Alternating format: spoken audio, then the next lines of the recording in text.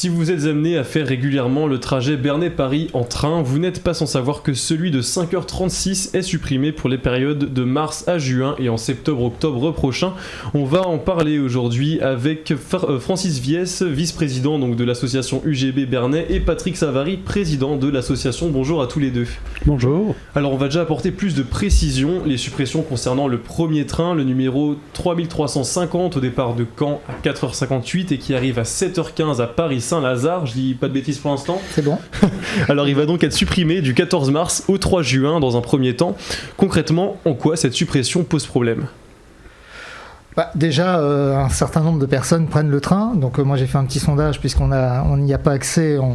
Des sondages ont été faits, enfin des comptages ont été faits, mais on nous fait de la rétention d'informations. Donc je suis allé moi-même faire un comptage sur plus de 2 semaines et on a en moyenne 250 personnes. Sachant que les chiffres sont un peu biaisés puisqu'on est en télétravail, période Covid, et donc en moyenne je pense qu'on doit toucher entre 450 et 500 personnes. Donc toutes ces personnes ne sont pas des cadres, contrairement à ce qu'on peut nous le dire. C'est tous les corps de métier qu'on puisse imaginer, infirmières, instituteurs, aides maternelles, femmes de ménage, couvreurs, toutes les professions qui nécessitent la présence à 8 heures. La présence à 8 heures, voire un petit peu avant, pour démarrer et mettre en route les entreprises. Donc là sur ces comptages j'ai en moyenne 250 personnes, voire 380 personnes un lundi puisque le train de Serquigny avait été supprimé.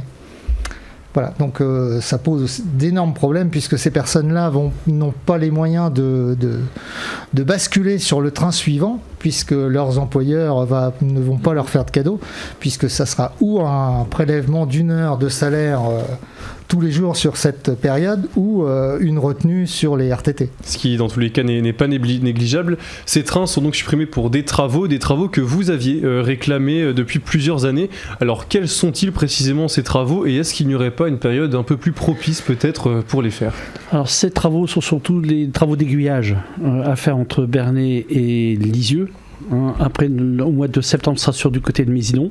Donc c'est vrai que ces travaux d'aiguillage sont importants parce qu'il faut savoir que la cause principale des retards sont bien sûr les voitures, c'est-à-dire les trains eux-mêmes qui heureusement ont été remplacés depuis quelques temps par les trains Omnio. Donc on réduit déjà ce risque de retard, mais le deuxième risque de retard, c'est les infrastructures. Donc les aiguillages, les ponts et tout le reste. Donc on est plus que satisfait avec le fait qu'on commence à faire des travaux. Maintenant sur la période de travaux, on a eu le tour lorsqu'il a fallu refaire le tunnel de Bernay, où au lieu d'avoir des fourchettes très larges pour faire les travaux, il suffisait de réduire d'une demi-heure la fourchette de travaux, quitte à la plonger de quelques semaines, et comme ça on servait tout le monde. Mais bon, la SNCF a décidé de dire nous, on veut faire les travaux jusqu'à 5h du matin, 6h du matin, et donc par conséquent on supprime le premier train. Alors vous avez lancé une pétition pour changer ces suppressions, justement, je crois qu'elle a été signée par pas mal de monde, 996 personnes à minima si je dis pas de bêtises. Oui. Qu'espérez-vous de cette pétition ? Déjà on a contacté M. Morin qui nous a répondu que faire, avec un point d'interrogation. Donc nous lui avons suggéré ce que Francis lui vient de vous dire, c'est-à-dire écourter les travaux d'une demi-heure et de prolonger cette période de travaux. Ça c'était la première solution. Donc on maintenait le train en circulation de Caen via Lisieux, via Bernay, via Évreux. Sinon, autre possibilité, faire un départ de Bernay, puisque les travaux sont entre Bernay et Lisieux. Et troisième solution, faire des départs de Serquigny, mais via des transports adaptés, via des bus. Voilà. Des bus entre Caen et Serquigny. Voilà, des bus qui desserviraient, enfin qui apporteraient tous les usagers au moins à pouvoir être à leur lieu de travail à 7h15 à Paris. Environ 500 personnes sont impactées par cette suppression et le nombre de signatures, donc la pétition dépasse les 1000. Il y a une vraie demande collective. Pourquoi la SNCF ne change pas finalement ses travaux de date ou n'arrange pas un peu les choses ? Alors, les choses ont un petit peu bougé parce qu'entre temps on a eu quelques réponses. Donc la SNCF n'a pas souhaité réduire la plage horaire de travaux. Elle a préféré plutôt mettre en place des systèmes de bus. Donc nous aurons des bus qui partiront de Caen, qui s'arrêteront à Lisieux, Bernay et qui arriveront à Serquigny. Et ensuite le 3350, lui, au lieu de partir de Caen, partira de Serquigny. Vous êtes plutôt satisfait de cette première réponse de la part de la SNCF ? On est satisfait en partie parce qu'il reste quand même 2-3 jours en attente, et surtout le problème c'est qu'on ne peut pas diffuser l'information parce qu'on n'a toujours pas les horaires effectifs des bus. Donc on a une belle avancée qui a été faite. Le souci c'est qu'on n'a pas encore confirmé les erreurs, les horaires, et secondo il reste la question du retour parce que les gens soit prennent le bus à Bernay mais peuvent se rendre directement sur Cerquigny. Donc là, on souhaiterait aussi c'est que les trains puissent au retour s'arrêter à Cerquigny. Alors ces travaux, ça fait plus de 10 ans que vous sollicitez en soi la SNCF sur l'état de la gare en général. Est-ce que vous considérez qu'il y a peut-être un manque de communication, de considération à l'égard des usagers de la gare de Bernay de leur part ?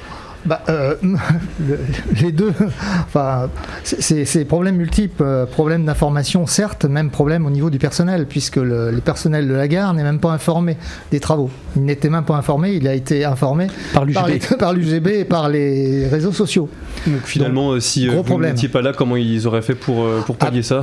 Les usagers, comme les agents SNCF, seraient mis au courant la veille pour le lendemain, comme c'est souvent le cas. Donc il y aura un affichage des travaux, affiché le vendredi pour le lundi. Donc gros problème de communication ?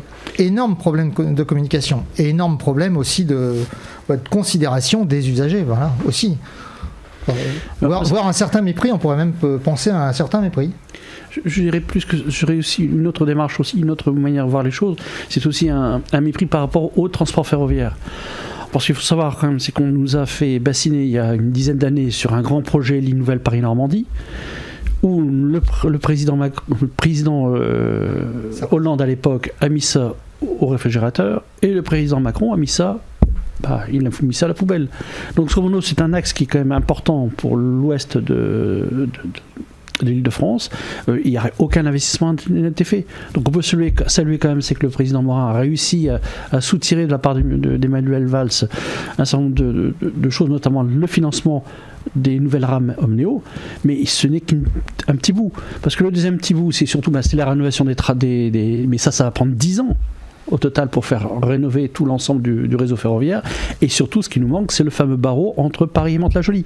Parce que la situation n'est pas entre Mantes et Cherbourg, mais la situation la circulation est surtout entre Paris et Mantes-la-Jolie. Tant qu'il n'y a rien qui a été fait, on sera toujours embêté.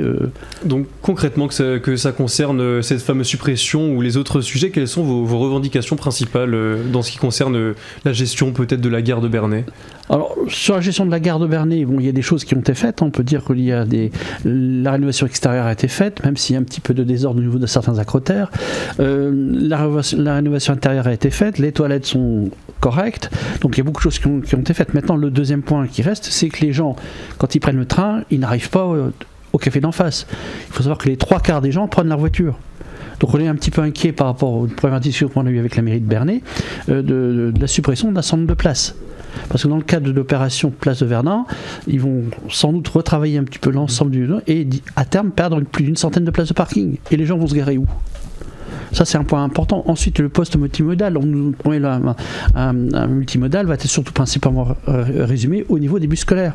Or, nous, ce qu'on préconise depuis déjà plusieurs années, c'est de véritablement faire un maillage avec des bus qui aillent à Beauménil, qui aillent à Broglie, jusqu'à Tiberville, pour faire vraiment un maillage de notre territoire pour favoriser le transport collectif. À la base, l'association était surtout consacrée aux usagers des trains, mais vous l'avez un peu étendue à la mobilité en général. Pourquoi avoir fait ça ? Parce que, comme je dis, on n'est pas. Les gens qui prennent le train, ils viennent pas à pied. Ils ont d'autres mobilités. La voiture, la bicyclette, le covoiturage aussi. Moi, je connais quelqu'un qui a fait pendant près de 20 ans la liaison entre Montreuil-l'Argelès et Bernay en covoiturage.